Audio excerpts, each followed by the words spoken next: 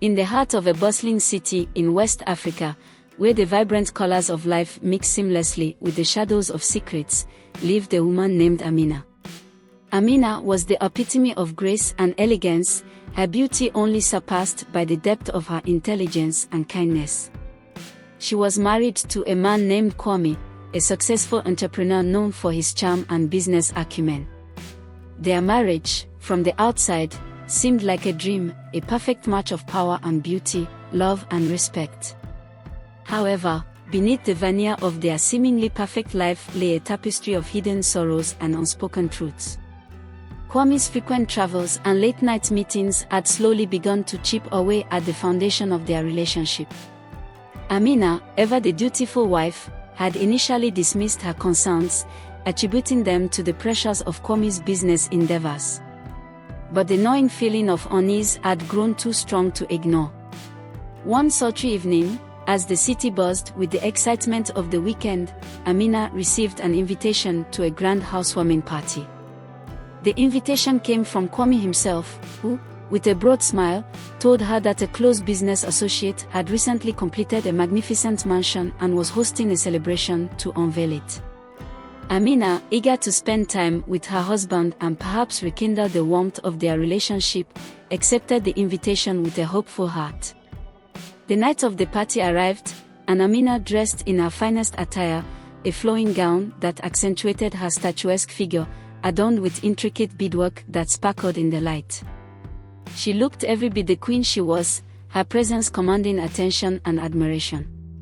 Kwame, dressed in a sharp suit, met her at the door with a warm smile and a kiss on the cheek, though his eyes betrayed a flicker of something she couldn't quite place. As they arrived at the mansion, Amina was taken aback by its sheer grandeur. The house was a masterpiece of modern architecture, sprawling and opulent, with sweeping staircases, marble floors, and glittering chandeliers that cast a warm glow over the gathered guests. The air was filled with the sounds of laughter, clinking glasses, and the soft strains of a live band playing soulful tunes. Amina's initial awe was quickly replaced by a sense of foreboding. There was something about the house that felt eerily familiar, a nagging sense of déjà vu that she couldn't shake. She tried to push the feeling aside, attributing it to her overactive imagination, and allowed herself to be swept up in the festivities. As the evening wore on, Amina mingled with the guests, her smile never wavering, though her mind was a whirlwind of thoughts. She caught snippets of conversation about the house, the mysterious owner who had spared no expense in its construction, and the whispered rumors of its origins. Each comment added to the growing unease in her heart. It was during a lull in the festivities that Amina found herself standing alone in the grand foyer, admiring a particularly striking piece of art. She was lost in thought when a soft, familiar voice interrupted her reverie. "Amina, is that you?"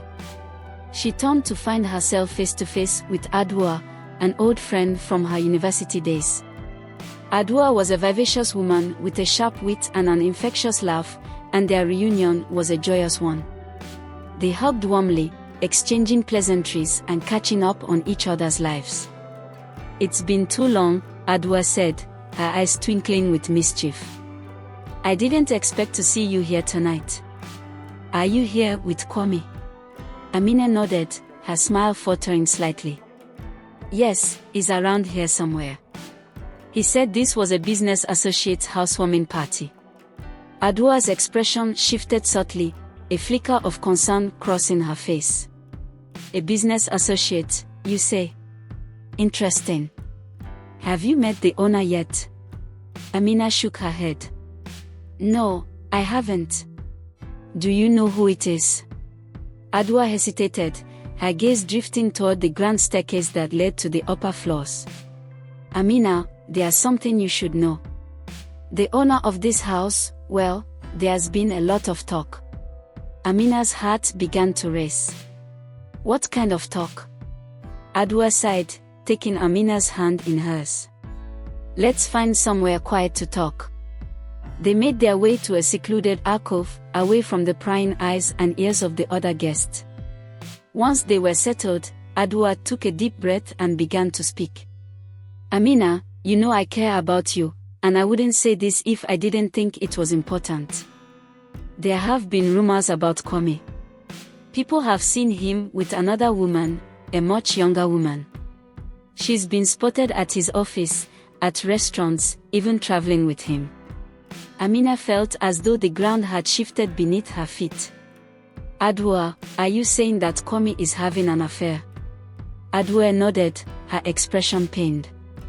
I didn't want to believe it at first, but there have been too many sightings, too many coincidences. And this house, well, the word is that Kwame built it for her. Amina's mind reeled, the pieces of the puzzle falling into place with a sickening clarity. The late nights, the frequent trips, the distant looks, all of it suddenly made sense.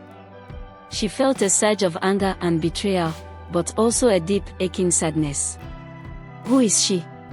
Amina asked, her voice barely a whisper. Adwoa hesitated before answering. Her name is Nana. She's beautiful, young, and ambitious. From what I've heard, she's been seeing Kwame for over a year now. Amina felt a wave of nausea wash over her. She had to get out of there, had to confront Kwame and demand the truth. But just as she was about to stand, she heard a voice that sent a chill down her spine. Oh, there you are, Amina. She turned to see Kwame standing in the doorway, his expression unreadable. He approached with a casual air, as though he hadn't just shattered her world. Amina, I need to talk to you, he said, his tone surprisingly gentle. Amina rose to her feet, her eyes blazing with fury. What is there to talk about, Kwame? Adwoa just told me everything. About Nana, about this house. How could you? Kwame's face paled, but he didn't deny it. Instead, he took a deep breath and spoke with a calm that infuriated Amina even more. Amina, I never wanted you to find out this way. I thought I could keep it separate, keep you from getting hurt. But you're right, you deserve the truth. The truth? Amina spat. You think you can just tell me the truth and make it all better? You've been living a lie, Kwame. You've been living a lie, and you dragged me into it. Kwame's expression softened, a hint of regret in his eyes. I know, Amina. I know I've hurt you, and I'm sorry. But Nana, she means something to me. This house, it's for her. I never meant for you to find out like this. Amina felt as though her heart had been ripped from her chest. She turned to Adwoa, who stood silently by, her eyes filled with sympathy. I need to go, Amina said, her voice trembling. Adwoa nodded, taking her hand and leading her out of the alcove. They made their way through the throngs of partygoers, Amina's mind a whirlwind of emotions. She barely registered the sympathetic glances and whispered condolences of those who knew what had transpired. As they stepped out into the cool night air, Amina felt a sense of numbness settle over her. She had been betrayed by the one person she had trusted most in the world, and now she had to find a way to pick up the pieces of her shattered life. Adwoa hailed a taxi, and they rode in silence to Amina's home. As they pulled up to the house, Adwoa turned to her friend, her expression one of fierce determination. Amina, you're stronger than you know. You don't have to face this alone. I'm here for you, and we'll get through this together. Amina nodded, her throat tight with unshed tears. She knew that the road ahead would be long and difficult, but with Adwoa by her side, she felt a glimmer of hope. Over the next few days, Amina moved through life in a daze. She went through the motions of her daily routine, but her mind was elsewhere, consumed by thoughts of Kwame and Nana. She replayed their last conversation over and over, trying to make sense of it all. Adwoa was a constant presence, offering support and encouragement. She urged Amina to take time for herself, to focus on healing and finding her own path forward. Amina appreciated her friend's unwavering loyalty, but she struggled to see a way out of the darkness that had enveloped her. One evening, as Amina sat alone in her living room, she received an unexpected phone call. It was Kwame, his voice strained and filled with regret. "Amina, please. Can we talk? I need to explain, to try and make things right." Amina's first instinct was to hang up, to shut him out completely. But something in his voice gave her pause. She agreed to meet him the following day, hoping that perhaps, against all odds, there might still be a way to salvage their relationship. They met at a quiet cafe, the atmosphere charged with tension. Kwame looked haggard, his eyes shadowed with guilt and remorse.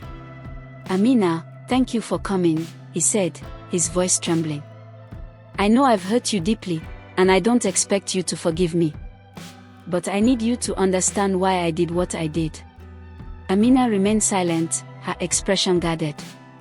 Kwame took a deep breath and began to speak, his words spilling out in a rush. "I never planned for this to happen.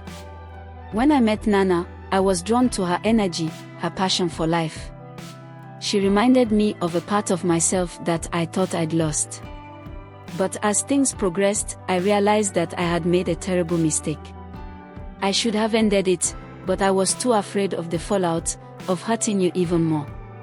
Tears welled up in Amina's eyes, but she blinked them back. "Kwame, you betrayed our marriage. You lied to me, to everyone. How can you expect me to just understand and move on?" Kwame reached across the table, his hand trembling. "I don't expect that, Amina. I just want you to know that I am truly sorry. I know that I've lost your trust, and I don't know if I can ever earn it back. But I want to try. I want to make things right."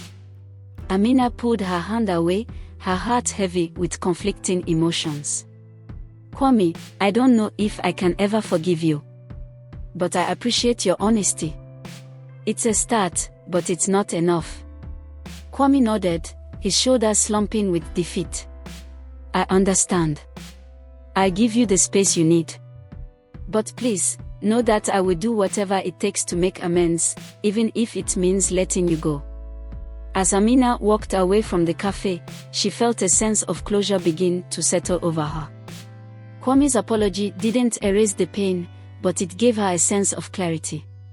She knew that the road to healing would be long and arduous, but she was determined to find her own path forward.